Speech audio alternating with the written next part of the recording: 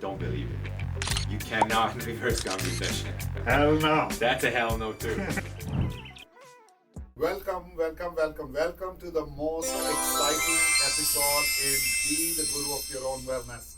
Because today we are actually be doing our first live interview with the world famous Dr. Miles Madison, aka most of you know him as Gumfather, the famous Gumfather, not just from TikTok but all around. He's Gumfather for a reason, and I will give the opportunity for Miles Madison to tell why are you called the Gumfather? What made you famous as a Gumfather? What made you actually come into TikTok? And he's, by the way, for people who don't know, he is world famous periodontist. Periodontists are people who take care of the gums. So please go ahead. Thank you so much. I'm so excited to be here.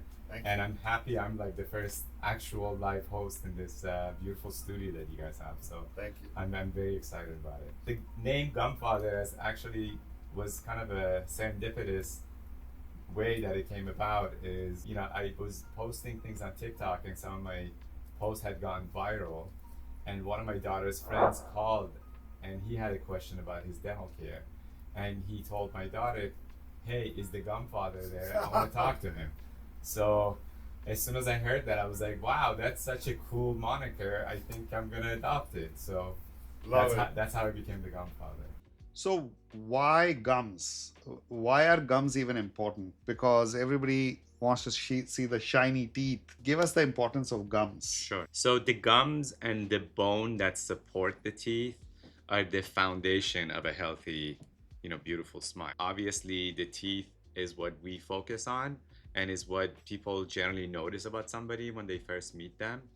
But if the gums and the bone that supports them, if they're not healthy, doesn't matter what's going on top. So it's kind of like the foundation to a house. You got to have that in right order, so then you can have and enjoy a beautiful. So literally, you could have a sand castle that would blow over with the wind, right, if there were no strong gums. Yeah. I mean, the expression is white teeth and rotten gums. You can have like beautiful looking teeth, but if the foundation's not there, if the house has termites, things are eventually going to fall apart. So what made you come up with the moniker Hell No? What you're famous for? Hell no. Hell no. Hell no. Hell no was, again, it's not something that I typically use in my everyday life. When we were doing our very first post, my daughter was actually doing the video and she's like, Dad, you got to get upset and angry about something. And I said, I'm not an angry dude. She goes, I know, but you gotta show some emotion. So I looked there was like a box of charcoal toothpaste, and I said, well, I hate charcoal. This thing sucks for oral health, excuse my language. So I took the, box of charcoal toothpaste and I tossed it and I said, charcoal, hell no. And then it stuck. So now half the country knows you as the Hell No dog. I know. It's like anywhere I go, people just come up to me and they're like, hell no. Actually, you should have bought us some Hell No caps today. Right. That would have been amazing. He's got 500 Hell No caps in his office. When I went there, I said I want to go there and check his office out. I even got a cleaning done at his office. Amazing office in Beverly Hills, by the way. So he had those Hell No caps. I have one at home still there. So by the way, I'm going to talk today about a lot of controversial things in the market. And I'll come to oil pulling too, because that's also one of the controversial things. Yes. A lot of dentists come and talk negatively about oil pulling. But before I go there, I want to talk to you today about the most pressing topic, which is fluoride. There is fluoride in the water, there is fluoride in the toothpaste, and I want to know, what is your opinion on fluoride? So, I mean, one thing we know for sure, and it's a matter of scientific fact, is that fluoride makes teeth much more resistant to acids. And it's the acids that cause cavities. Okay, so it's irrefutable that fluoride strengthens enamel in that sense. So this we know. Now, is the manner in which you use the fluoride. If you use it in a topical manner, such as in toothpaste or fluoride varnishes, where there is no systemic absorption, so you're not ingesting it, you're not taking it into your body, I believe it's 100% safe. In fact, my kids grew up on fluoride. We still do fluoride treatments in the office, and I have no reservations about it. The controversy comes if you're ingesting or if you're swallowing or eating the toothpaste or the fluoride. And that's where, the data is a little bit controversial because there's some data that if you have fluoride, it can cause neurotoxicity, it can cause lower IQs, although these studies are not really fully vetted and there were so many confounding factors that makes it very difficult to understand if what they saw was just from the fluoride or if there's other things going on. So if somebody wants to be on the safe side, they shouldn't be ingesting fluoride. So if you're drinking fluoridated water, you may want to think that strategy. Although I don't really think there is an issue with that, but that's the one area where we might need more research. But as far as it being in toothpaste or in mouthwashes, again, as long as you're not ingesting it, and nobody should be ingesting any of their oral care products anyway. It doesn't matter if it has fluoride or no fluoride. Then I feel it's So, but there 100% is safe. a little bit of sublingual absorption whenever it is in the mouth. So, a little bit goes in anyways. So, don't you think a buildup would be there when you keep doing a toothpaste for next 50 years with fluoride? I think that absorption is so small that you can get that same level of absorption if you have grapes or if you have tea. I mean, fluoride is a naturally occurring substance anyway, so nobody can have zero fluoride in their life. And humans have evolved with that in our soil and with our water and our food. So I don't think it's causing issues. And it's been used for the past 50 years, and we haven't really seen an increased incident in several of these things that people claim that it does. I'm not opposed to Are fluoride. you I'm not saying using a fluoride toothpaste? I use a fluoride toothpaste. Got you. What is your opinion on hydroxyapatite? Now, there are two kind of hydroxyapatites, micro and nano. Right. This is again a huge controversial thing. You're either prone to gum disease or prone to cavities, or you're prone to both, right? So these are the big issues that we're trying to fight and prevent. So if somebody's prone to cavities or they're in a family that's prone to cavities, because cavities run in families, then they definitely need something, an anti-cavity ingredient in their toothpaste. So whether it's fluoride or hydroxyapatite, they need something. So if somebody's prone to cavities, they need to consider using one of these two options. If you're not prone to cavities, doesn't matter. You can use, one of these what's called natural products, which doesn't have any active ingredients, and you're probably going to be okay. But you need to know your makeup before you make that decision. Number one. Going back to hydroxy versus nanohydroxyapatite. So I know most of the research that shows hydroxyapatite helps remilinize teeth has been done on nanohydroxyapatite. So I think probably if somebody wants to have this anti-cavity effect, they should consider using nanohydroxy. But I know the microcrystalline of hydroxyapatite also has benefits, but I don't know if we have enough long-term data on that as much as we do on nanohydroxyapatite. So I have a study that I can share with you later on where the microhydroxyapatite has actually now become so small that it is not nano, Right. but it is right above the nano structure. Right. And it literally works similar to a nano. So I will actually share with you a toothpaste where when you use it just one time, you'll see sensitivity gone. Hydroxyapatite is great for people that have sensitivity. So with nano, there's a lot of controversy of nano actually getting inside your vital organs. That is one of the reasons that as a company, we yet did not venture into it, although we are doing a lot more study. And then when people talk about NASA using it, so I actually contacted NASA and I could not find any data where any astronaut actually used the product. Right. They did invent the product, Right. but then they sold the product patent to Apagard in Japan, and Right. the Japanese started using it as a commercial product for last 30, 40, 50 years. But they really, because fluoride is a no-no in Japan, so they don't believe in fluoride. So they normally started using nanohydroxyapatite. Right. But then Europe came out with some studies against it. So it's been a little bit of a controversial situation, although the Japanese live in blue zones. I wanted to remain on the safe side. Do you have any study that you have done on that behalf? Well, I know the Europeans looked at it very closely, and it is nanohydroxyapatite is available in Europe too. I think it's too early to tell, to be honest with you. I know, like you said, in Japan they've used it for a long time, and as far as I'm aware, there aren't any adverse reactions to it, but I think the jury's still out. Nano also has either a sword shape particle or it has a spherical particle. The sword shape, they say, is the bad guy. The spherical has a lot of data of safety. So the sword shaped particles. Now, the problem is most of the people who are putting nano, some people are putting 5%, 10% nano. Right. They're not really detailing whether it is sword shape or whether it is spherical, which is making it very worrisome because there is a lot of data against the sword shape nano hydroxyapatite. There is a lot of good data on The spherical spherical. shape. So that's another controversy, and nobody is actually talking about that when they just write nano hydroxyapatite, Right. which is Yeah, worrisome. I mean, I think there's a lot of issues in general with oral care products. And I mean, your company is a little different because you're very upfront about the ingredients and the flavorings and everything that you put in your products. But in general, it's like a black box. Nobody knows what actually is in like a pack of toothpaste or mouthwash that we use, because there's no regulation with some of this stuff. I know even me, like when I contact companies and I try to ask them, like, what's percentage of your this ingredient, that ingredient, they won't tell me.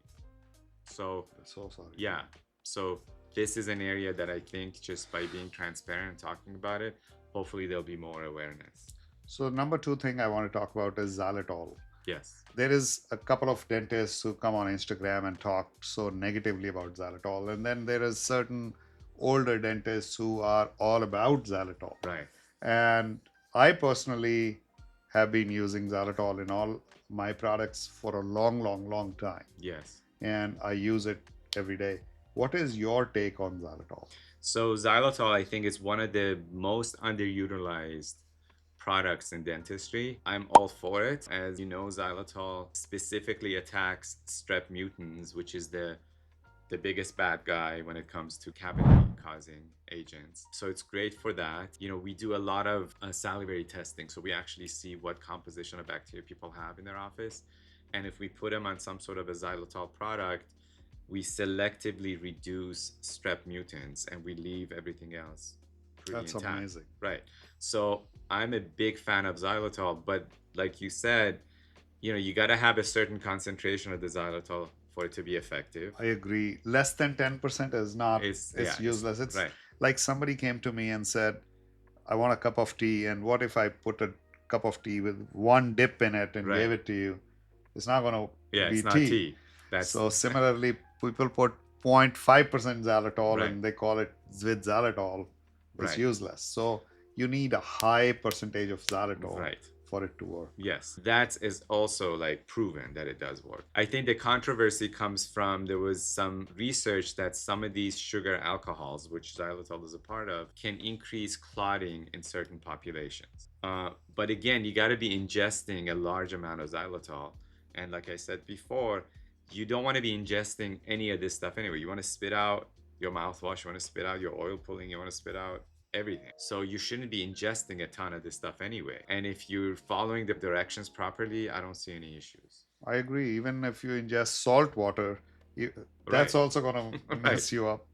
Anyways, or anything. And water. Water. Water can be a poison if you have Yeah. too much of it. So I'm going to ask you one other question about that is very controversial nowadays is about mercury filling, because back in the day they used to have mercury fillings. Right. Lately, holistic dentists have been talking about the problems with mercury filling, and they even say that you should take them out in a safe way. Can you kind of shed us some light on Sure. on that? So, what we call mercury or silver fillings or amalgam, it's basically a mixture of some metallic particles that were bound together by mercury. Back in the day when we didn't have other restorative options for making, doing fillings, mercury served its purpose. It sealed the tooth, it didn't break down over time, and it was relatively easy and inexpensive. But nowadays that we have much better restorative options, I think mercury fillings should be a thing of the past and just, they belong in historical archives. I don't think this is something that people should be using on a daily basis. What do people do if they have them and they are very worried that they are going to slowly come and poison them or something? So once the amalgam or the mercury or the silver filling is placed in the mouth and once it sets, it doesn't really release mercury vapor because it's all bound down. It's like it's a solid structure. So I'm not worried about people getting mercury poisoning or increasing their blood levels if they have fillings in their mouth. So I wouldn't proactively go and take them out. Now, if obviously if you have a cavity, if they're broken, absolutely you should change them. But if they're serving you well, just leave it alone. I wouldn't go necessarily after taking them out to replace them. Another very controversial question I always see is about root canal. Right. There's one set of people who are talking about root canal, how important it is. And nowadays, root canal is almost becoming like a bypass surgery, Right. or like a angioplasty, as they can say. Yeah. The moment you go to a hospital with a little chest pain, they said, oh, you got to get an angioplasty done. And then there was a report saying 90% of the people who got angioplasty done could have been treated otherwise. Is that the same case with root canal? Secondly, are there other possible infection issues that can actually be the final outcome of root canal? What is your experience with that? Right. So I think the people that are actively on this social media downplaying root canals or actually vilifying root canals are charlatans. I'm not going to mince words. I think they're just after people's money because they're using this avenue to generate money for themselves. Now, I'm a periodontist, I'm an implant surgeon, so my incentive would actually be to tell people that they should take out any tooth that has the root canal because that's how I make my living. But, as an honest human being, that's not something I would do. So root canals can have issues if they're not done properly, like anything else. Like a filling can have an issue. But if it's done the way it's supposed to be done, it helps get rid of infections, not induce infections. And this whole idea that the root canal is a dead body part and it's the only dead body part that you leave is completely, asinine and stupid, for lack of a word, because, you're removing the internals of the tooth, but all of the life cells that hold the tooth in place are still there. So the tooth is, live and living, and the body's not recognizing it as a dead, object. It's just a money grab. I'm just going to leave it at that. It's just because I saw a video the other day, and the video actually was really vilifying it, and I even called our friend Fred Monempur. By the way, guys, in case you're looking for a really good root canal guy, I'll tell you there's a one good guy in Beverly Hills, Fred Monempur.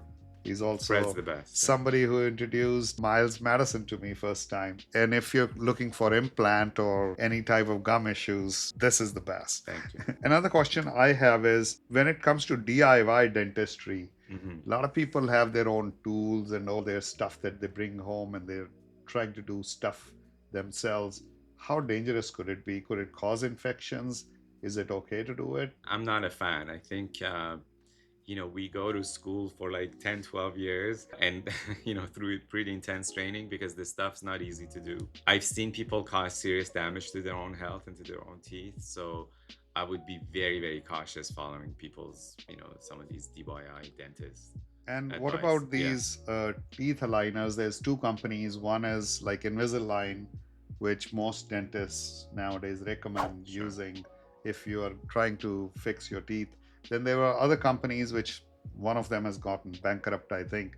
It used to be called Smile Direct. You could just take a scan. And what was the difference? A lot of people actually are confused. Yes. With those types of in-home, let's say, services, we also saw a lot of damage to people's teeth, because when a person comes in for Invisalign, we do a whole pre-ortho assessment of their health, of their gums and their teeth to make sure that their teeth can handle this. Number one. Number two, the orthodontist or the dentist is seeing that person at least once a month, clinically checking them to make sure they're not having any issues, and then making course corrections if needed. Whereas with these other companies, they would just, send you all these aligners, and things could go south really fast, and the patients had no idea. And I think that was their downfall eventually, there was just too much damage that was done. Straightening teeth looks like it's a non-invasive and kind of like a brainless type of operation, but it's actually very nuanced, and if it's not done right, can cause like a lifetime of issues. I'm all for affordability, but those things usually come at a much higher cost. You may pay a little bit less in the beginning, but you end up needing 2 or 3 other specialists to put you back together. So I would say hell no to that. That's what we want to know. A lot of people, when they go to the dentist would check their pocket size and say number 3, number 4, number 2, number 3. What is that, and why is it so important? And What are the tricks to get it better? Or So, can they even be reversed? right. So, one of the tools we use to assess somebody's periodontal or gum health is what's called the periodontal probe. And periodontal probe, like you can imagine, it's a very small ruler and it has millimeter markings. So what we do is, like, if you imagine this being your tooth and this cup of tissue is your gum, we insert this probe very gently between the gum and the tooth and measure how far it goes under the gum line. So if it only goes 1 to 2 to 3 millimeters, that's a healthy environment, because you can still, when you brush or when you floss your teeth, you can clean the plaque away when it's only that deep. But when plaque is not cleaned off the teeth and it sits there, it causes a detachment between the gum and the tooth. So that measurement goes from like a 2 to a 3 to a 4 to a 5. And when it reaches 4 or above, it's impossible to clean it at home. Doesn't matter what you're doing. You can't get that plaque out. So then that plaque just sits there and then causes all kinds of other issues. So that's why it's so important that every time you go in, that somebody measures your gum pockets. So back in the day, I used to be 4 and a 5. Right now, when I came to your office, your girl, and I think you checked it too, it was like mostly 2 and 3. Right. So what caused that reversal? Sure. So when it's about, let's say, 2 to 4, you have what's called gingivitis, which is the earliest form of gum disease. And fortunately, the gingivitis is reversible, and you can reverse it with good oral hygiene practices at home. And you can also reverse it with getting like a professional cleaning, that type of thing. Gingivitis is mostly inflammation of your gums. So your gums like swell up a little bit. And then if you remove the bacteria properly, that swelling goes down and then measurements go back to normal. So in your case, you probably had gingivitis. And because of all the things that you do at home, you got rid of the bacteria that were causing that, and then your body went back to normal. So it kind of healed itself. So the things that I do, tell me if you approve of these. I oil pull every morning. Yes. And normally I oil pull with the advanced oil pulling that we have, which is sesame oil base. Or once in a while I oil pull with the cinnamon ashwagandha one. Okay. After that, I brush my teeth and I use a non-fluoride hydroxyapatite toothpaste. Yeah. We have one. I floss my teeth with a string floss. We have expandable floss, and I'll actually ask your opinion on that. Then I go ahead and water floss. And so this is all in the morning? In the morning, I do oil pulling and brushing. Yes. That's it. Great. In the evening, I continue doing it with a floss, water floss, and I even use the new dual chamber breath harmonizer. Right. Because it has oxygen capability where it is oxygenating all the anaerobic bacteria. Right. And I feel like when I wake up in the morning that my mouth is pretty fresh. Right. And I feel very good overall. Yes. So it might be just a feeling, but what is it that I'm doing that I can do better? So I don't think it's just a feeling, because when I checked you, your gums and teeth were very healthy. So first of all, congratulations. You're doing a great job. What I recommend people do is very similar to what you're doing. I don't want to overwhelm people with too many things, and if you follow like some of these influencers, they have you do this and then that and then this, and it becomes like a full-time job just taking care of your teeth. And I don't ever want to overwhelm anybody. So I do something similar to you. I don't oil pull, but I do recommend people that form this sticky, thick plaque. Some people, doesn't matter how well they brush or floss, they still have all of this plaque buildup. I think oil pulling is a game changer for those, because the oil softens up the plaque, so it makes it a lot easier to brush it off. So I think it's very, it's really a good product for those people. And then at night, you either string floss or water floss. And the nuance of the difference there is, if you're cavity prone, you should be flossing with a string floss. If you're gum disease prone, nothing beats a water flosser for you.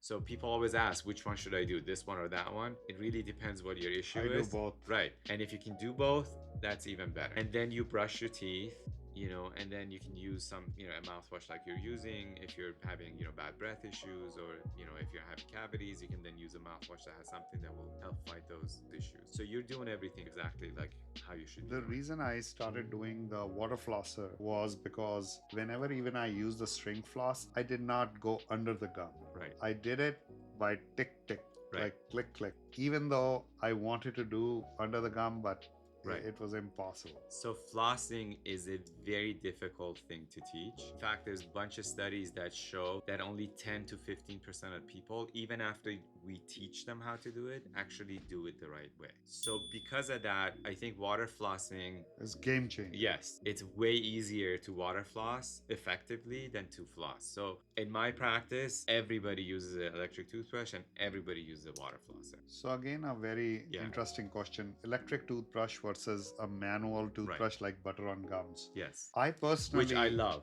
Butter on gums is my go-to manual brush. Thank you. Thank you. I actually have been watching your videos where you've talked about how hard bristles are killing the gums of America. Can you actually talk about that before we go to electric toothbrush? Yes. So one of the main issues that causes gum recession. So gum recession is different than gum disease. Gum recession is when you mechanically or through some process, you break down your own gum tissue and the gums start receding. I would say 70% of gum recession is caused by overbrushing or using bristles that are too firm and they're like sandpaper. They just basically take down your gums. Anybody that brushes their teeth with a manual toothbrush has to use a soft bristle toothbrush. I know in the market, they have medium and some people even have firm.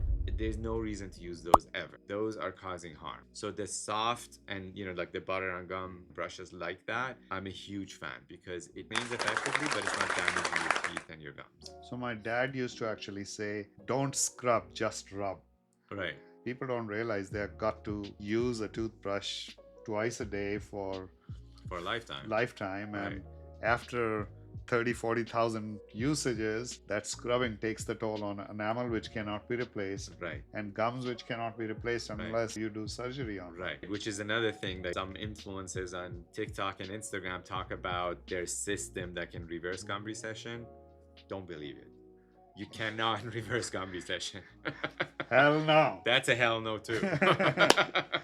So can you talk about the mouthwashes in the market? There are a lot of mouthwashes. I saw you take an alcohol mouthwash, a big brand, and put it in the bin. And said, hell no, that's where it belongs. So what is the reason? So a lot of these products are very acidic. Just, and I did pH testing. And this is not something, again, that us dentists are aware of. Dentists, we don't take a dental product course when you're in dental school. So most of us are going based on the same information that, the consumer learns from.